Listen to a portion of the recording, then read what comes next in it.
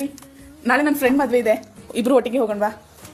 ನನಗೆ ಬರೋಕ್ಕಾಗಲ್ಲ, ನಂಗೆ ಟೈಮ್ ಇಲ್ಲ. ಬೇಕಾದ್ರೆ ಕಾರ್ ಬುಕ್ ಮಾಡ್ಕೊಂಡು ಹೋಗು. ಅರ್ಥ ಆಯ್ತಾ?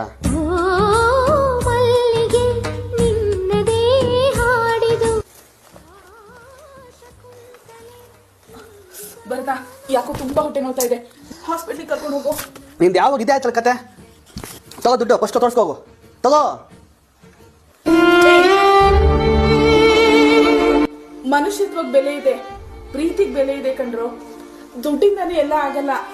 ದುಡ್ಡಿದ್ದ ತಕ್ಷಣ ಎಲ್ಲರೂ ನಿನ್ನ ಹತ್ರ ಬರ್ತಾರೆ, ನೀನ್ ಹೇಳ್ದಾಗೆ ಕೇಳ್ತಾರೆ, ನೀನ್ ದುಡ್ಡು ಕೊಟ್ರೆ ಎಲ್ಲಾನು ಆಗುತ್ತೆ ಅಂತ ಅನ್ಕೋಬೇಡ.